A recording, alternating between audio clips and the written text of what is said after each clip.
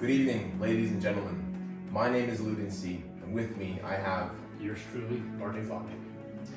Many of you know he could not attend last year's Worlds due to...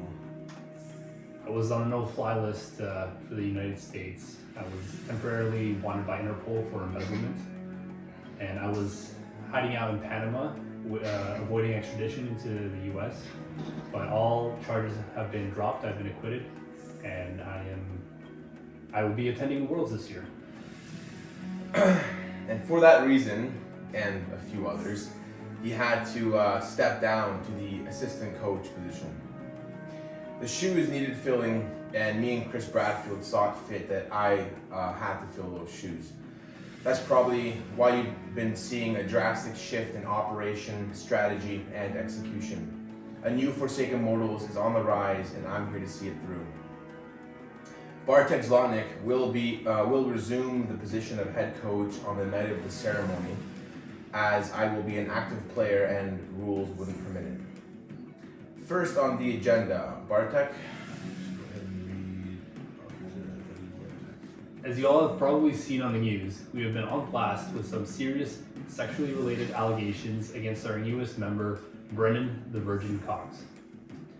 We have our best Brazilian legal team on the case, led by our Scottish-Australian delegate, Alexander of House Marley. We're in good hands. Thank you, Bartek. Next on the agenda, we have the latest news on this year's plan of action. The Forsaken Mortals organization is proud to announce they have passed the Vilke Tertiary Law of 2025, effective immediately. The organization is proud and confident enough in one of our earliest and most respected star players that they passed a law allowing Vilke the strategic use of tertiary. This will be allowed to be used in certain scenarios. It will help change the pace of the game and allow his strengths to show elsewhere. This being said, we have a bit of a dilemma. He is away undergoing a thesis project for the company.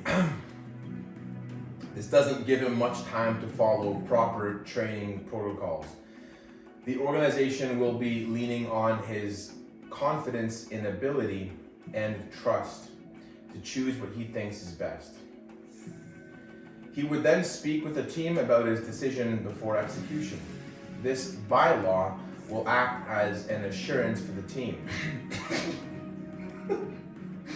It is in place to limit first-timing certain champions that haven't seen the rift in competitive play in a while. Other than that, he has the organization's full backing of his choices. He just needs his teams. Next, I would like to brush up on roles. I must emphasize the importance of this next tournament. A lot is riding on us. A lot of work is being put into this next tournament to make it the greatest one yet.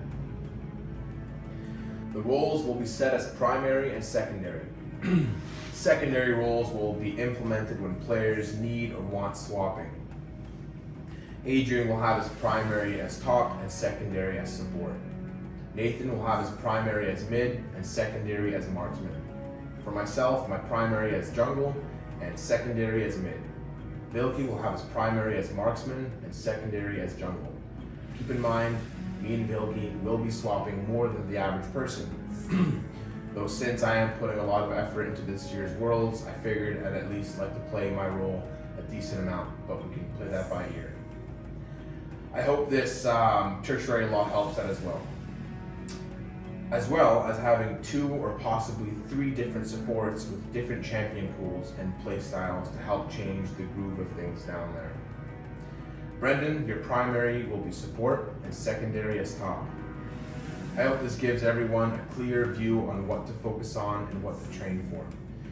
This concludes our first team update video, and we would like to thank you for tuning in. You want to just read this last part? Yeah.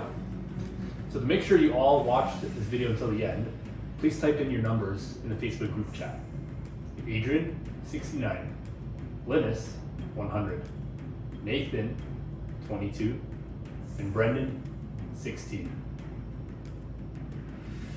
Or any other lower number. Any lower number actually works just fine.